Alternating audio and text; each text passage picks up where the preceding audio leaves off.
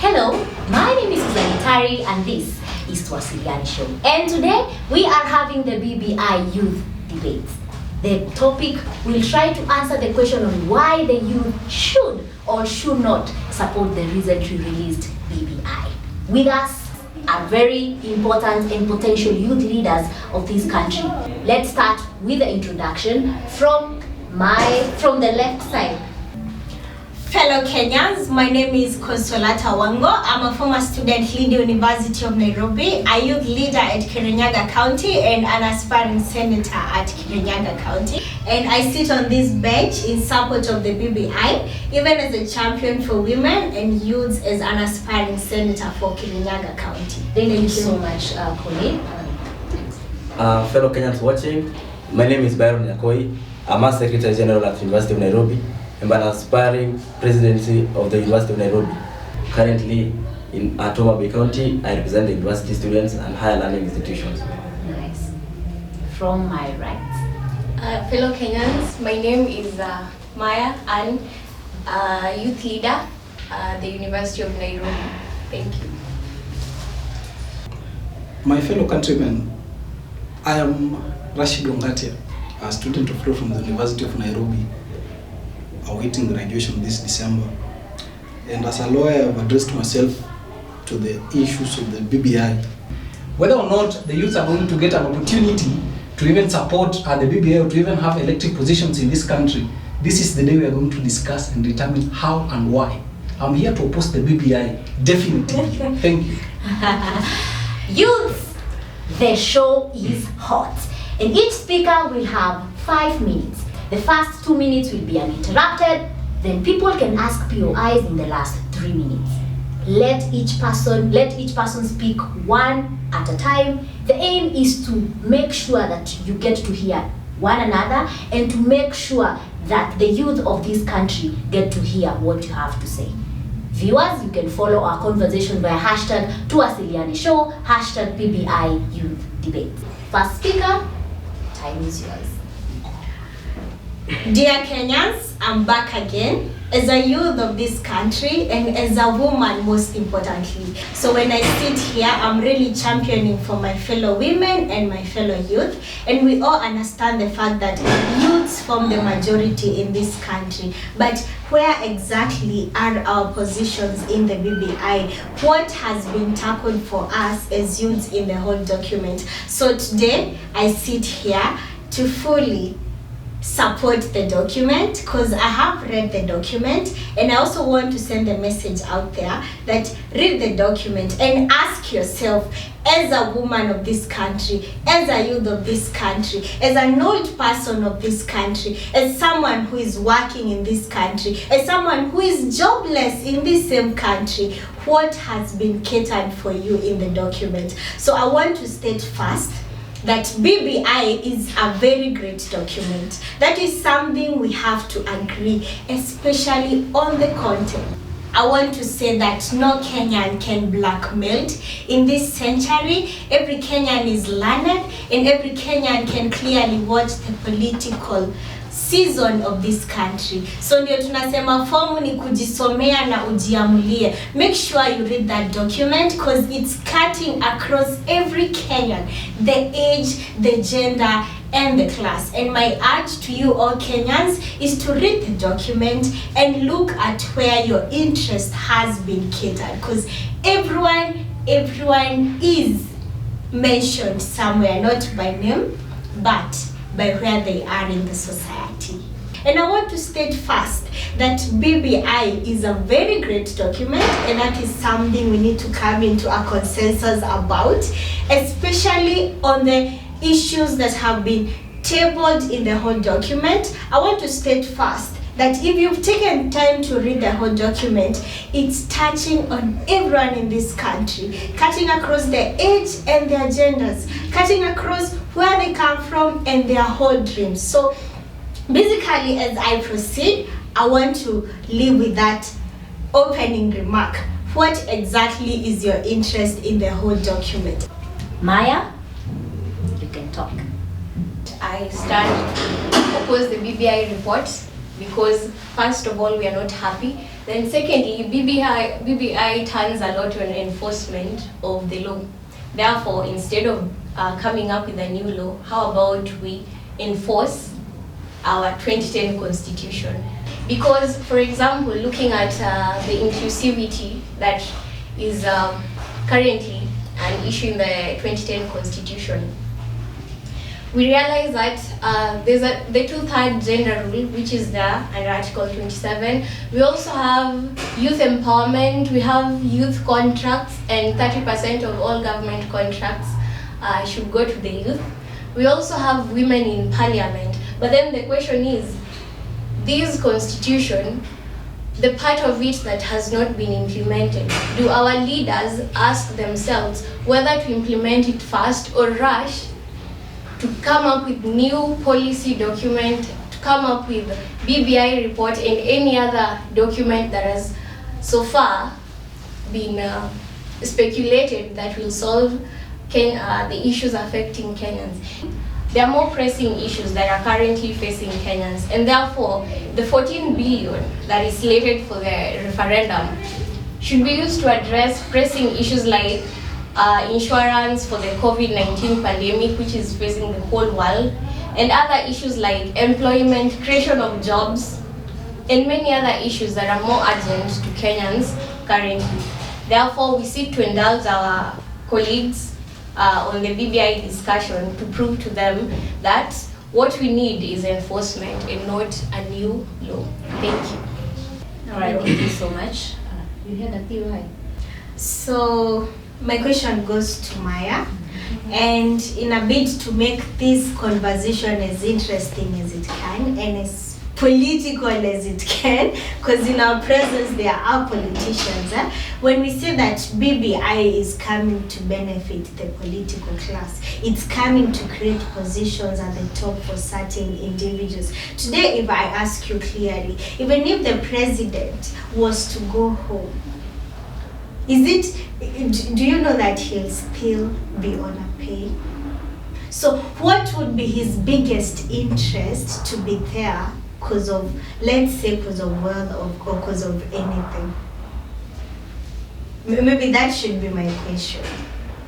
Why should it benefit him and at the end of the day he still gets his pay, even as a retired president? Okay, thank you for your question. Now, to answer you back, I'd simply like to state that in Kenya, you will hardly find that people who are outgoing fail to have interests that need to be served by the incoming class. And therefore, he may not necessarily have direct interest, but he will want to have somebody who will serve his interests when he's gone. And therefore, the question is not about serving direct interest or how somebody can self-perpetuate. Instead, the question is about what will these people gain. Therefore, if we answer these questions, we will see that the BBI report majorly comes to serve the interest of these people, because the outgoing people, the outgoing politicians, they are being replaced by new politicians. These new politicians will come in to step into the shoes of the old politicians while continuing to serve what the old politicians left behind. But you see, in as much as we are proceeding, we are working on assumptions. And I don't think anyone in this bench sits at a position of assuming that this is what the president wants. Because you see, we've seen in other states, a president not leaving power. You see, at the end of the day, he has the instruments of power. So even if he says, maybe I want to speak and speak and speak, but why should we oppose a document that is bringing change overly for every Kenyan? Why are we only focusing on the president? I don't believe everyone or anyone should sit and assume that this is the direction the president is taking. And that's why we need to really analyze the whole document. Analyze representation of the youth and representation of the women. Because at the end of the day, I always tell people, the day you go to vote in 2022 and you find 7 ballot papers, we always vote with 6. If you find the 7 one, stand up and ask, who is this? Where is my taxpayer going? But we can't continue to have the discussion that the president is creating a position, or we are creating more positions.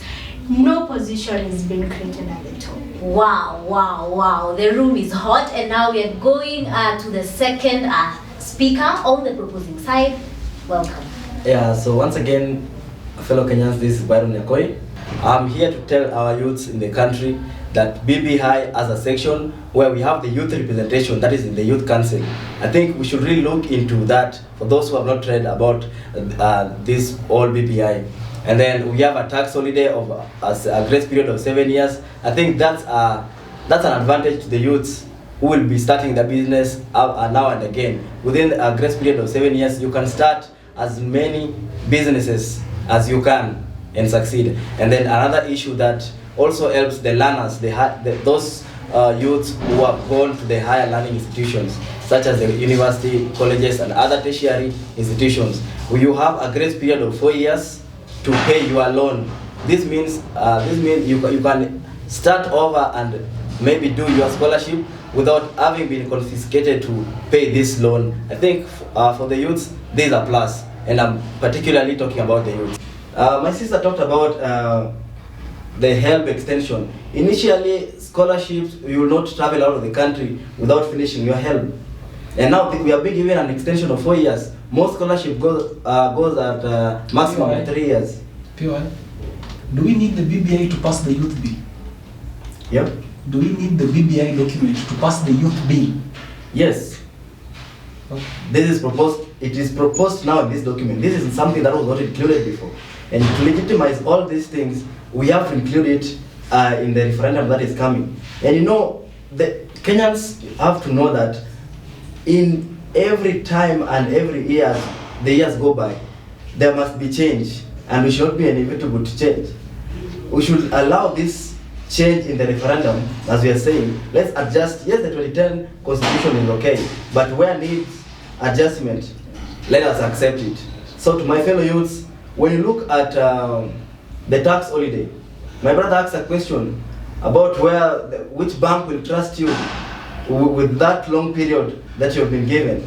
So first of all, the government has put in place the funds that youths use to start their business. Exactly. Maybe you're not aware, but when you go to your ward levels, when you go at the constituency, there are these funds that are given to youth groups, registered youth groups in the country. So these are the places that now we are talking about the holiday. Take a look at this. This initially, this government loans to the youth groups, their interest, the payment of their interest was to begin within a period of 6 months. You see, but now you are being told that you can be given a loan up to 400,000 as a youth group, and you're not going to pay it. Yes, you can pay it when you are comfortable, but now your duration has been extended to 7 years. PY, Yes. Article 256 allows anybody to come up with a constitutional amendment. Okay? It Yes. allows people to come up with a constitutional amendment. Yes. These youth funds that you talk about have been in existence since the Nusumkate government. Yes. Do we really need this thing addressing the BBI for the president or for any other Kenyan with interest for the youths to actually go and lend a hand or both or seek audience from parliament to have this tax haven extended? Do we Yes. really need the BBI? Order. For us, do we really need the BBI? Out of time, let's allow Nyakoi to answer that question. Yes, to answer on this question, I would like to tell my brother here that we are discussing the BBI document and what it does for us. And now I'm telling you that the document, yes, we need it because it's talking about extension. So we are discussing the document. You're asking whether we need it, but I'm telling you we need it because it's already in this document. The document already knew the problems that we were facing as a youth. And that is why I started my point by telling you that the youth took part in writing these proposals, and they had the same questions that you are having. They had the same issues, and these issues have been addressed and have been put in the BBI there. So ours is to support, because if you look, is it supporting what the issues that you are raising? The youths that have their problems And who are these people representing the youth's problems? And if they're the youths, then that answers your question. Because that same question that you had is the same question that led to now the extension of the 7 years tax holiday. Well, the question is, do we really need this document? Continue following us via #Tuwasiliane show, #BBI Youth Debate. We are going to the last speaker, who is Rashid on the opposing side. Rashid, the floor is yours. When we talk about the BBI, and when I hear, it's a beautiful thing to have the youths interacting in this particular document. Together, we should do things for what they are, yet I do not know. Those are King Lear's words in William Shakespeare's. The BBI has come with a lot of issues. The BBI has come with a lot of promises. Promises that were made during the 2017 manifesto. Promises that were made by the executive. Promises that we've been given. We are going to implement the constitution and give the youth this and this, give women this and this. Yet, the same members of parliament who came in through the Jubilee government, the same members of parliament who came through NASA, the same parliamentarians who came in through independent ballots, have not yet delivered anything. Today we are being told that the youths are going to be given tax cuts, and a policy that can only be given by the president through a presidential order. Today we are being told that the youths are going to be given, that we are going to have a youth bill. That we are going to have a youth bill, and the youth bill is going to cut off the issues of the youth. The constitution has fully addressed the issues of the youth. What we need is a slight amendment that need not 14 billion that are being proposed by the BBI. We are being told that we are going to come up with policies to do with ethos, yet Article 10 of the Constitution addresses them. Article 256 of the same Constitution asks the people of Kenya to enforce these laws. Our preamble simply tells us that we are accepting the Constitution and we are going to be allowed to exercise the mode in which we want to be governed. When we demand that we be governed in a particular framework, this government tells us, no, we can't do it that way, we need the BBI. Today, I'm here to oppose the BBI and ask the executive to please implement the constitution on as-is basis. Our courts the other day just decided that our parliament is unconstitutional because we needed the 2/3 gender bill. The parliamentarians refused to enact the 2/3 gender bill.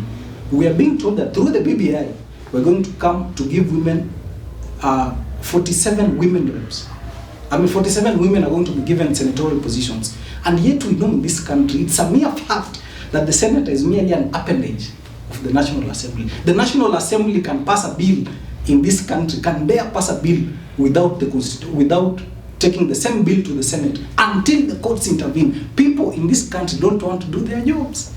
Why would we accept a document whose people are tired? They are leading with tired hands. They are called sky viruses. They cannot assist us. They are not there to assist us. They are here so that they can be able to mobilize and serve their main selfish interests. Therefore, as youths of this country, please, let us read the document and reject it as well after reading it, because it does not serve our interests. Thank you. Well, I have a point of concern. Yes. Rashid. Yes. Look at Kenya. Yes. I have clearly noted that you've talked about the alignment with a particular faction. Yes. And look at the Senate House. Just the other day, we had the one man, one vote, one shilling. Yes. How long did it take for a representation of 47 senators Yes. to just decide on the way forward for the Kenyan people? Yes. How long did it take? Yes. Yes, I know that these laws can be amended through the parliament, but how long do these people take to amend some of these things? Thank you for the question. Thank you. And even as I proceed, why wouldn't you be, as a Kenyan, why wouldn't you even own up the thing now that it's coming to you at your own level? Exactly. To decide as a Kenyan? You know, that's my main concern. I have no problem with our leaders, but I also want to know that most of them have been aligned with the political. Out of order. Okay. I really like the issue of the Senate. When she talks about the Senate, it's a very interesting matter that the Senate took a long time to pass the bill. I understand that, whereas that might have been an issue, the Senate has a duty to pass that, to pass any legislation which is for the interest of the people. If the Senate feels this is not for the interest of the people, they are allowed, it's within their mandate not to pass it. We don't need the BBI to come so that the president can force the Senate to do it. We are forgetting. Why are we forgetting about independence of each constitutional body? We are forgetting that the Senate cannot force the president to do something. It can force the executive. The executive as well should not come up with mischievous mechanisms to force the Senate to pass a law that they don't want. Why should even the president or why should people who are not interested in anything to do with the Senate or women avoid coming to parliament so that you don't pass the Truth Gender Bill? And you see, if that is the political atmosphere in this country, what makes us think that if the BBI is endorsed, we are going to implement it? We have failed to implement Article 27 of the Constitution. We want to amend Article 75 of the Constitution on finances. We want to amend Section 256. We want to ignore Section 257 of the Constitution, and Article 257 of the Constitution. And we believe that if the BBI comes, the Prime Minister will simply follow the law as it is. We are making the world an oyster for the political class. We are their concert. You are going to entertain. You are going to dance to their tunes. There is no place at all now. Consider the BBI being passed is 14 billion. It's 14 billion for a country that has lost 224 billion Kenya shillings. We are saying that we are going to improve the DCI, and you see, the things that we are proposing to improve are the things that the president himself can do under his own initiative. The president can simply wake up in the morning and give these powers to the DCI.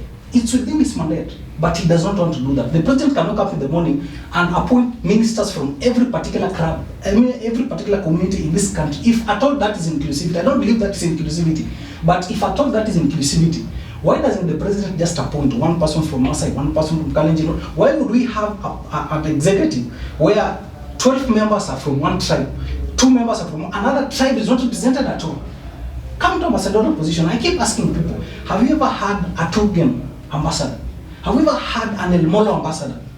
Do we mean to say that these people are not learned enough to be ambassadors? We don't need the BBI to pass that. The president simply needs to appoint. Thank you so much, Rashid. I mean, I'm just loving this. And so I'm receiving a lot of questions, especially from the youth of this country. Let's get to look at a few. Getting hi, Susan Joyce Karuma from Kiamumbi. Has Rashid read the BBI? And if yes, which part of the document does he think should be amended? I think that question will go to the opposers. I have another, let me pick this other question. Zipporah from Zimmerman. How will BBI solve the ethical mobilization and clashes, unemployment and high cost of living? That will go to the proposers. Let's start with the question on from the question asked by Joyce Karuma. Joyce is asking whether Rashid has read the BBI and which part he really thinks should be amended. There are so many parts of the BBI. One, I've read the BBI, 2 or 4 pages of them. I've read the amendments that are being brought forth. All the amendments that are coming with the BBI, I agree with almost half of them. But there are some that are very unnecessary. Okay? When we are talking about coming up with the youth bill, I do not really think it's necessary to have the youth bill at all. The youths have been catered for in the Constitution. We simply need to amend parts of the Constitution that deal with the youth. We are talking about amending the procurement law. You see, we have failed to implement the 30% closure of the Procurement Act 2015, Procurement Act 2015 on the part of the youth.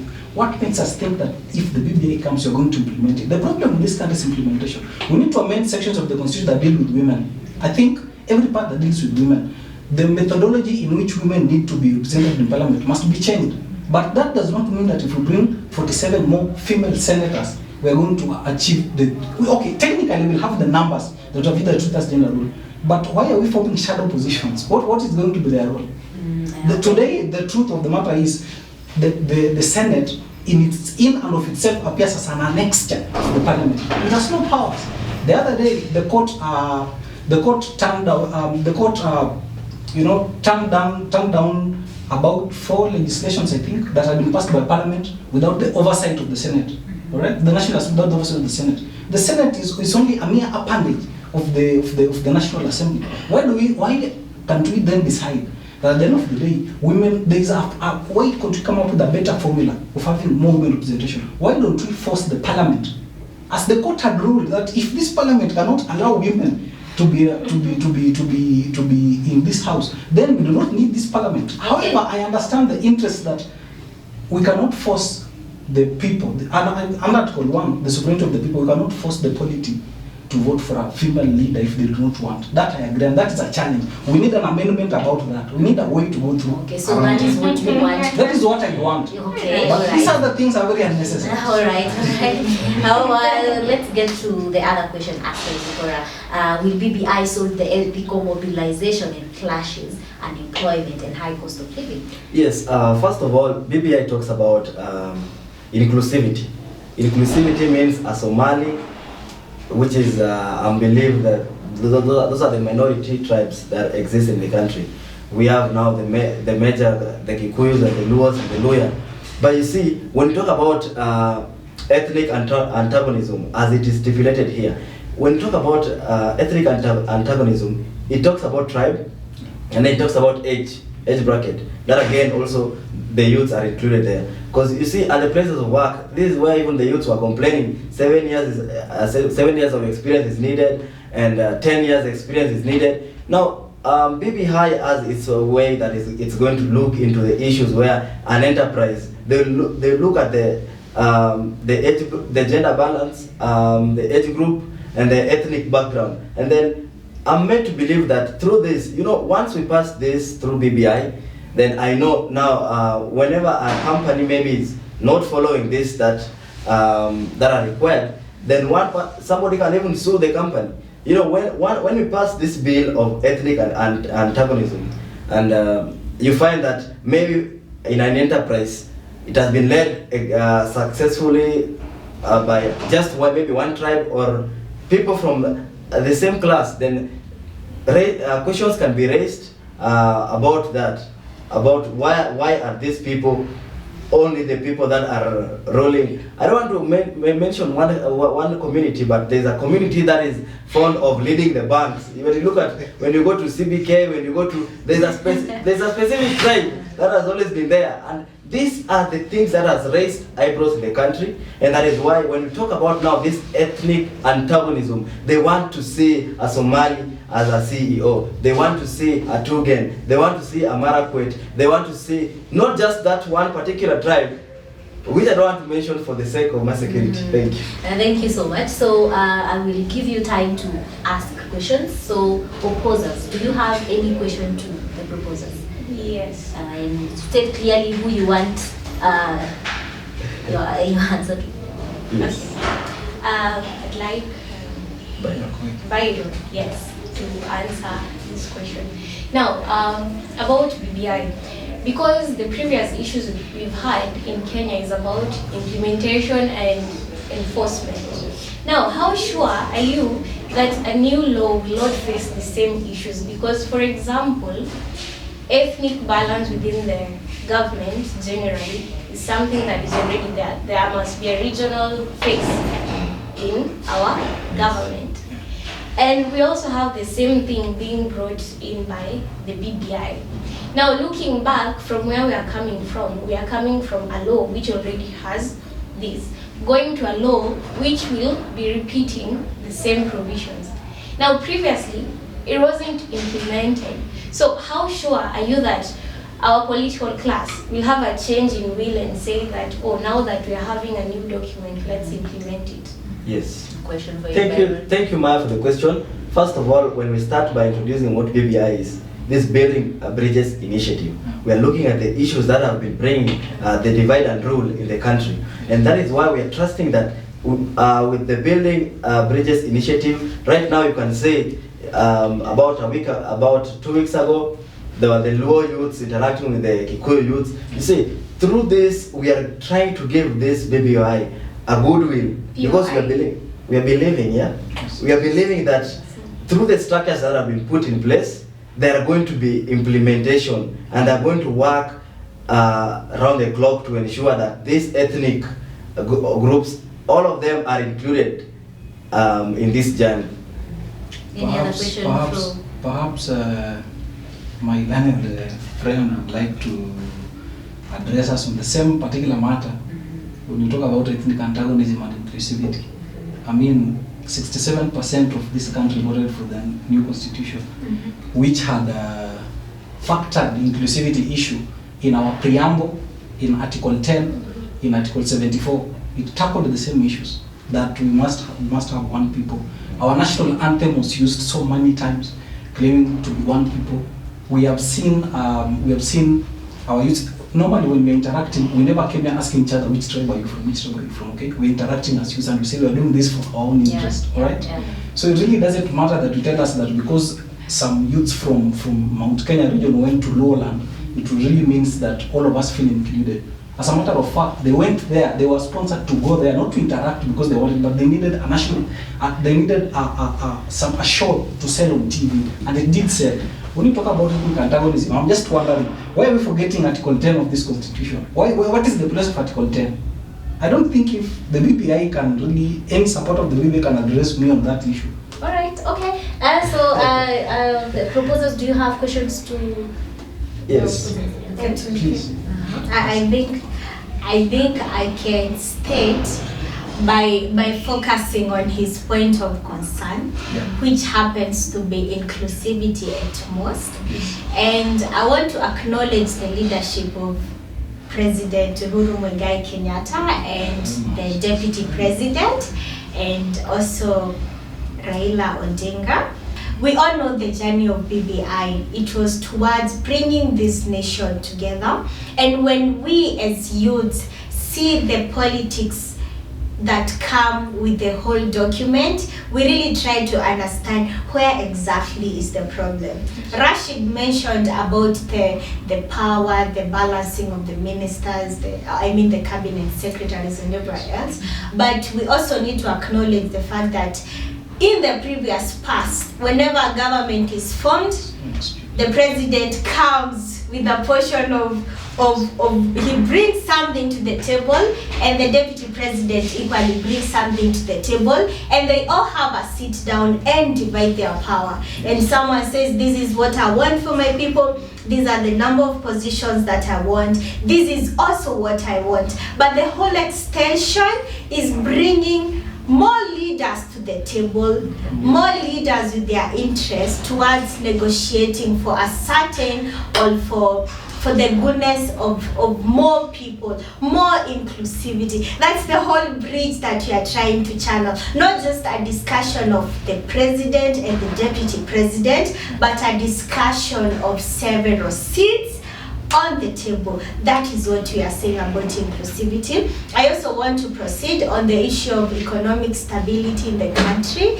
You mentioned about the loans and everything else, but I want to tell Kenyans that when we had a prime minister, the last time we had a prime minister, this country proceeded to greater heights. We saw a lot run because of the whole check and everything else. So the issue of the prime minister is not going to create any instability in the economy of this country. Yes. That is something we can even borrow from the past. Okay. And also on the issue of the same, when we say about the allocation of the counties, I want to really appreciate the previous constitution for devolution, but we can also see that money through the same devolution will be channeled to our counties through an increase up to 35%. So the more the increase, we believe our people will be empowered. Also up to the Ward Development Fund, which has also been allocated for our people. Thank you. Thank you so much. And the question is, do the youth of this country really need this document? That was a robust discussion. Youth form ni kusoma na kujiamulia. Thank you so much for watching. Till next time, bye bye. Yeah. Flex.